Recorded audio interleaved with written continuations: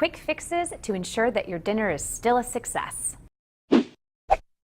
CHOW tips. So it's Thanksgiving, and you've messed up your timing. Your turkey is still in the oven cooking, but now your mashed potatoes are getting cold. You don't want to put them on the stovetop because they're going to get all scorched and burned on the bottom. And you can't use the microwave because it heats unevenly. What you want to do is use a hot water bath. Take a large pot, fill it with water, bring it to a boil, take it off the heat, put your pot of mashed potatoes inside, stir those mashed potatoes up, and they'll heat nice and slowly. They'll stay hot as long as your water's hot.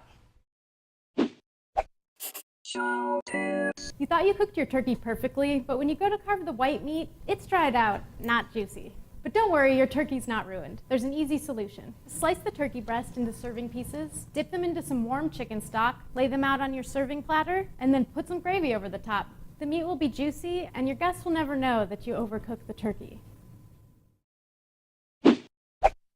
CHOW tips. All your Thanksgiving dishes are on the table, and you carve into your beautiful roast turkey, only to discover that it's undercooked and pink in the middle. You could put the whole turkey back into the oven, but that will take a long time and your guests will be hungry. Here's a faster way. Cut the legs and the breasts off in whole pieces and place them on a baking sheet. Put the baking sheet into a 375-degree oven and check the pieces every 15 minutes until the internal temp is 165 or the juices run clear.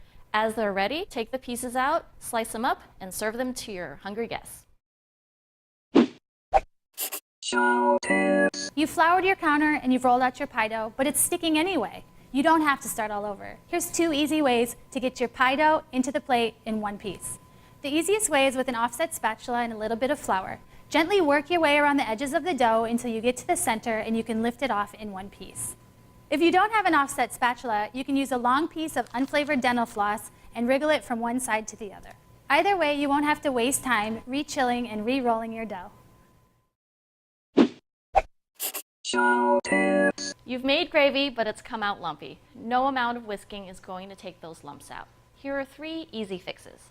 1, the fastest way is to put an immersion blender into the gravy pot. 2, if you don't have an immersion blender, pour it into a regular blender. Or 3, if you don't have either blender, pour it through a fine mesh sieve and strain those lumps right out. No matter which method you choose, you'll end up with a smooth, perfect gravy.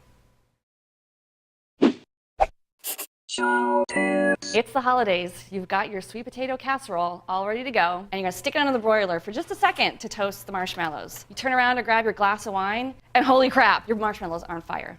Relax, your casserole's not ruined. You can save it. Blow it out, take it out of the oven, let it cool for a second or 2, and then rip off the marshmallows. They come off easily in one big piece. Start over with new marshmallows, pay attention this time, and no one will be able to taste the difference.